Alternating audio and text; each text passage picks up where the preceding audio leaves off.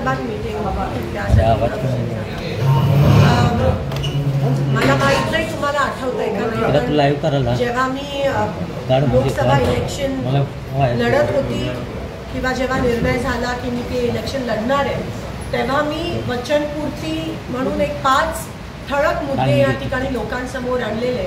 माझं वचननामा होतं, ते वचनपत्र होतं आणि त्याच्यात 5 ठळक मुद्दे सोलापूर जिल्ह्यासाठी मी अनाऊन्स केलेले, सोलापूर लोकसभेसाठी.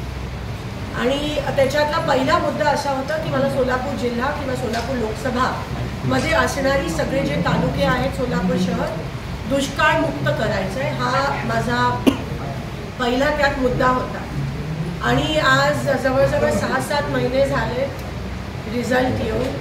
माझ्या वचनपूर्तीच्या दिशेने मी आज पहिलं पाऊल घेत आहे आणि हा जो आनंद आहे तो मला तुमच्यासोबत शेअर करायचा होता, तुम्हालाही सांगायचा होता, म्हणून आज ही प्रेस कॉन्फरन्स त्या ठिकाणी बोलवली. आमचे सगळं कागदावर नसतं पण खरं आम्ही ते अस्तित्वात आणतो, प्रॅक्टिकली आम्ही ते करत असतो आणि ते मला आज तुम्हाला सांगायचं होतं.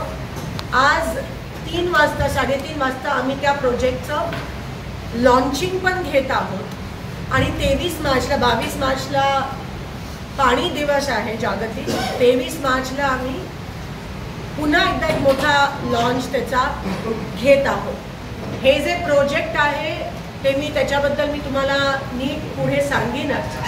सगळ्या गावामध्ये जाऊन गावकऱ्यांची मागणी काय ती जाणून घेऊ आम्ही ह्या कामाची सुरुवात करत आहोत. मी लोकशाहीमध्ये विश्वास ठेवते, लोकांसाठी, लोकांमुळे आणि लोकांकरिता, म्हणून ह्या सगळं गावकऱ्यांच्या संमतीने त्यांच्या मागणीनुसार आम्ही या प्रोजेक्टचं लॉन्च करत आहोत.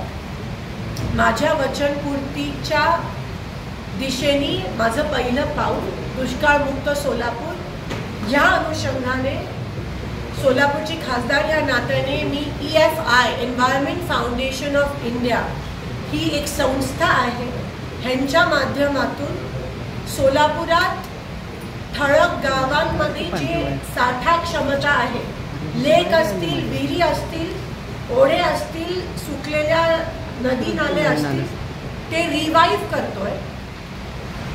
जिथे लेक्स असतील ते आम्ही चार्ज करतोय, विहिरी असतील त्या चार्ज करतोय, जिथे विहिरी नसतील त्या विहिरींचं खोदकाम या ठिकाणी करत आहोत. सुरुवातीला 4 महत्त्वाची गावं घेतल्यात, ज्या 4 गावांवर च्या साठेवर अवलंबून असणारी 4 गावं असणार आहेत आणि 10 गावांमध्ये विहिरी रिचार्ज करण्याचं किंवा खोदायचं काम आम्ही करत आहोत या संस्थेच्या माध्यमातून. शासनाकडून एकही पैसा न घेता कॉर्पोरेट सोशल रिस्पॉन्सिबिलिटी CSRच्या माध्यमातून ही सगळी कामं सुरू होणार आहेत.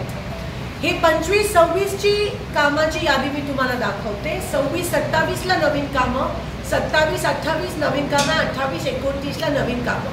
5 वर्ष कंटिन्युअसली ही कामं होणार आहेत आणि आमचा दृष्टिकोन असा असणार आहे की पूर्ण लोकसभा मतदारसंघ कव्हर झाला पाहिजे, 29 पर्यंत दुष्काळमुक्त झाला पाहिजे. ही संस्था लवकरच सोलापुरात काम सुरळीत व्हावं म्हणून त्यांचे ऑफिससुद्धा सुरू करणार आहे. ह्या संस्थेने 6 राज्यामध्ये देशात काम केलं आणि ते अतिशय सक्सेसफुली केलं.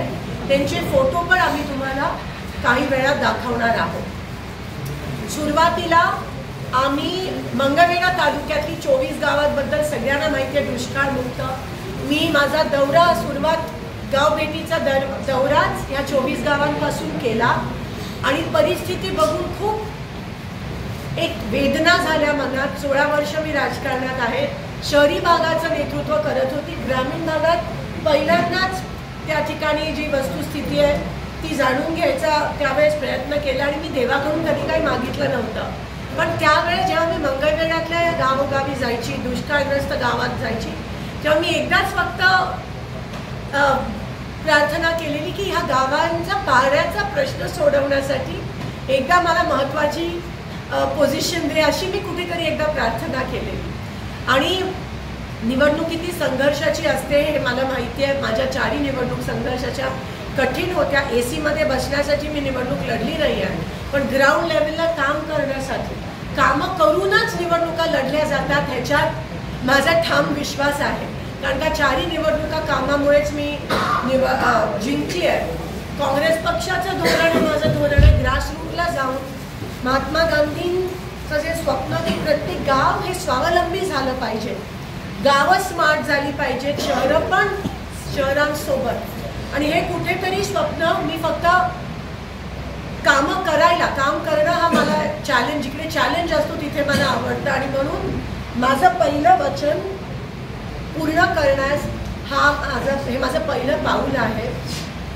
मी जे वचन दिलेलं, मी सगळी वचनाची पूर्तता करण्याचा मी 100% प्रामाणिकपणे प्रयत्न करणार आहे. लोकांपर्यंत तो प्रयत्न पोहोचणं महत्त्वाचा आहे आणि त्याच दिशेने